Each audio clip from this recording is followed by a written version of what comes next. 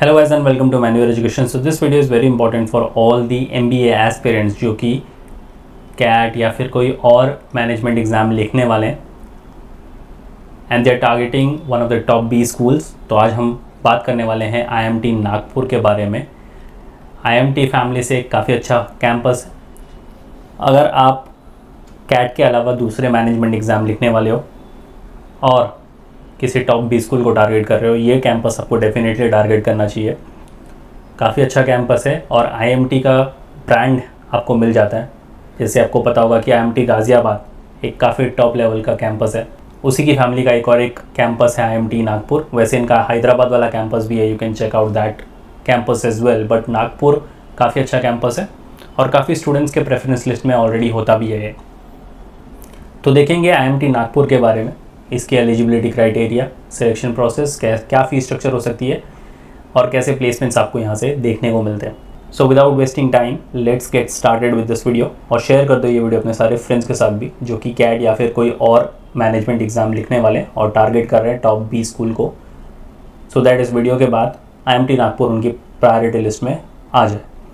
But before that फटाफट social media handles के साथ कनेक्ट हो जाओ। Instagram, Facebook, Telegram group, WhatsApp group के साथ ज्वाइन हो जाओ, जहाँ पर आपको बहुत सारी अपडेट्स, नोटिफिकेशन, इंसाइट्स मिलने वाले हैं।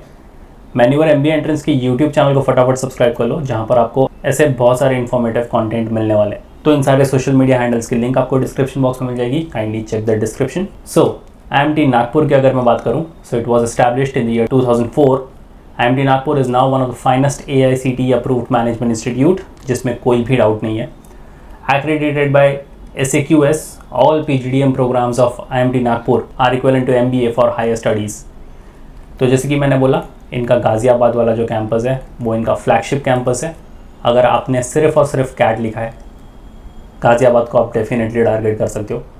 CAT के साथ अपने दूसरे मैनेजमेंट एंट्रेंस लिखे हुए हैं, नागपुर को आपको डेफिनेटली टारगेट करना चाहिए। IMT Nagpur has been successfully nurturing and educating budding talents in the fields of marketing, finance, business analytics, human resource and operations. तो ये कुछ स्पेशलाइजेशंस हैं जो वो ऑफर करते हैं और कैंपस वाइज काफ़ी अच्छा कैंपस है। आप इनकी ऑफिशियल वेबसाइट पर भी देख सकते हो, काफ़ी खूबसूरत कैंपस है।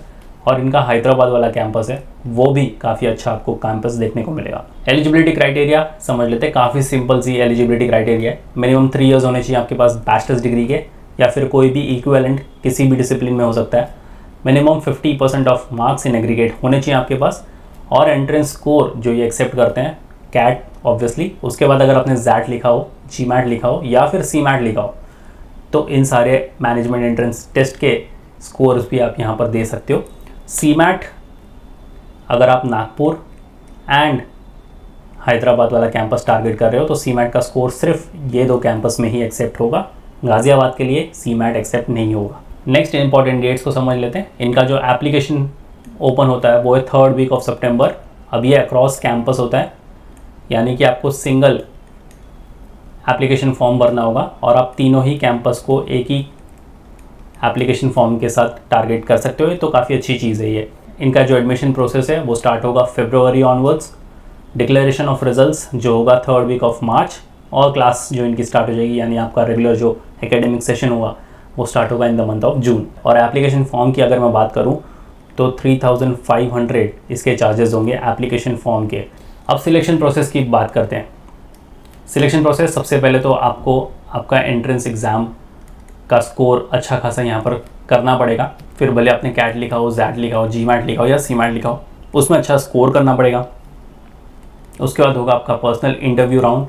इंटरव्यू में जैसे आप परफॉर्म करते हो उसके बेसिस पे निकलती है आपकी final merit list, and then आपको एडमिशन मिल जाता है IMT कैंपस में। अब ये है एक्सेप्शनल वर्क एक्सपीरियंस प्रोफाइल। अगर आपके पास रेगुलर वर्क एक्सपीरियंस के अलावा इन दिए गए क्राइटेरियाज़ में से किसी भी क्राइटेरिया को फुलफिल कर रहे हो तो आप आ जाओगे एक्सेप्शनल वर्क एक्सपीरियंस प्रोफाइल वाले कैटेगरी में। अब इसको समझते हैं क्या होता है ये। सबसे पहली बात, the cut off score will be relaxed for the exceptional work experience. अब ये एक्सेप्शनल वर्क एक्सपीरियंस में होगा क्या? The candidate must have worked for at least 2 years in a BSc NSC listed company। तो पहली क्राइटेरिया आपके पास ये है कि आपकी कंपनी होनी चाहिए BSc NSC लिस्टेड और आपने उसमें 2 साल काम किया होना चाहिए। तब जाकर आपके लिए कट ऑफ यहाँ पर रिलैक्सड हो जाएंगे। With a turnover in the audited March balance sheet of at least 1000 crore, तो आपकी कंपनी का audited March balance sheet at least होना चाहिए 1000 करोड़ का टर्नओवर, और in a multinational company with a global turnover of $1 billion और इट्स इक्विवेलेंट। तो अगर आपकी कंपनी ये क्राइटेरिया फुलफ़िल कर रही है और अगर आप 2 साल इस कंपनी में काम कर चुके हो, तो आप आ जाओगे exceptional work experience profile category में। The company should be such in which the promoters are not related directly और इनडायरेक्टली टू द कैंडिडेट। अगर आप कैंडिडेट हो ऐसी किसी कंपनी से आ रहे हो IMT नागपुर में, तो मेक श्योर कि आपकी कंपनी आपसे रिलेटेड ना हो डायरेक्टली या इनडायरेक्टली, किसी भी तरीके से वो आपसे रिलेटेड हैं, तो हो सकता है यहाँ पर आपकी सिलेक्शन ना हो, सिलेक्शन हो भी जाए बट आपको exceptional work experience profile category में ना रखा जाए। तो इस बात का ध्यान देना पड़ेगा आपको। The candidate must be holding at least a junior managerial post as per the job description certified. तो ये क्राइटेरिया आपने फुलफिल कर ली, ये भी क्राइटेरिया फुलफिल कर ली।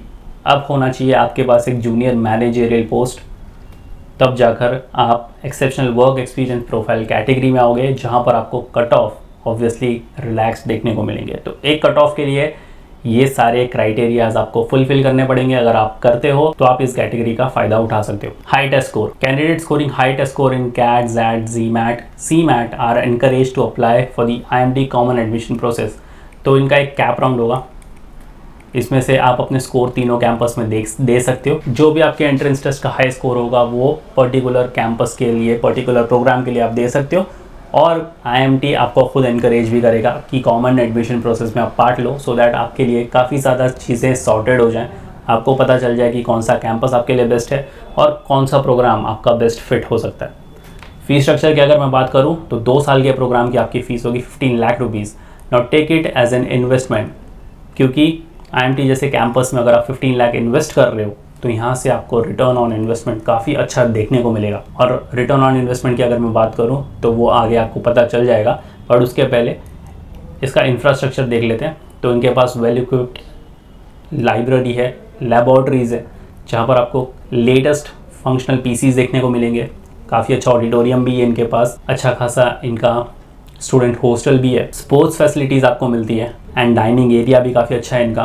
तो जैसे कि मैंने बोला, ओवरऑल IMT नागपुर आपको निराश नहीं करने वाला in terms of facilities, faculties, infrastructure, सारी चीज़ें आपको हमेशा से टॉप नॉच ही देखने को मिलेगी। और जैसे कि मैं बात कर रहा था ROI की, तो ROI आप यहाँ से समझ सकते हो, ये इनके ऑनगोइंग प्लेसमेंट है और इनका हाईएस्ट CTC ऑलरेडी रिकॉर्ड हो चुका है 36.33 LPA का। एवरेज टॉप 10 स्टूडेंट्स को मिला था 17.16, टॉप 20 को मिला था 14.47। तो अगर आपका इन्वेस्टमेंट यहाँ पर कितना था 15 लाख का, अगर आप टॉप 10 में भी आ जाते हो तो आप 17 लाख यहाँ से गारंटीड लेके जाने वाले हो। टॉप 20 में भी आ जाते हो तो near about your fee structure which is 14.47, आप इतना तो गारंटीड यहाँ से लेके जाने वाले हो। बैच डेमोग्राफिक्स की अगर मैं बात करूँ तो जेंडर रेशियो था 29.51% फीमेल और 70.49% male. Batch size total 305। Academic background की अगर मैं बात करूं, आर्ट से थे 4.92% बच्चे, कॉमर्स से थे 40.33, कंप्यूटर एप्लीकेशन से थे 0.33, इंजीनियरिंग से थे 20.33, होटल मैनेजमेंट से थे 0.33%, लॉ से थे 0.33%, मैनेजमेंट से थे 17.70 और साइंस से थे 15.74। वर्क एक्सपीरियंस की अगर मैं बात करूँ तो फ्रेशर काउंट यहाँ पर आप देख सकते हो 244 है, तो majority of the batch fresher ही था। वर्क एक्सपीरियंस काउंट 61 आया है। 1 से 2 साल के बीच में जिनका वर्क एक्सपीरियंस था ऐसे थे 36 स्टूडेंट्स। 2 से 3 साल का वर्क एक्सपीरियंस वाले थे 14 और मोर देन 3 years 11। तो डाइवर्सिटी आपको काफ़ी ज़्यादा देखने को मिलती है। और स्पेशलाइजेशन की अगर मैं बात करूँ तो 48% थे मार्केटिंग से, फाइनेंस से थे 37%, बिजनेस एनालिटिक्स से थे 5%, ह्यूमन रिसोर्स से 4% और ऑपरेशन से 6%।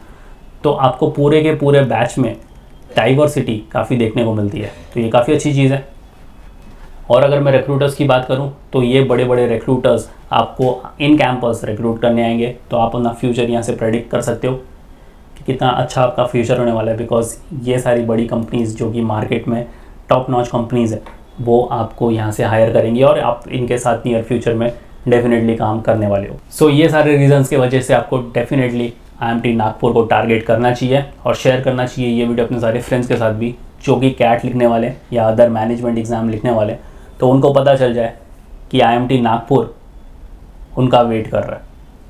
So yes guys, that was pretty much it for the video, and if you want to start your preparations for the next year or the subsequent years, we have launched the batches for the same. If you are in Mumbai, you can visit our centers Vasai, Thane, Borivali, Dadar and Andheri. If you are not in Mumbai, still want to join us live class and online session के लिए pan India level पर you can contact our number 8828581455 या फिर 54. Regardless of the batches you have joined, आपको इन सारी चीज़ों का access मिलता है. So yes guys, that was pretty much it for the video. Until then, I'll see you in the next one.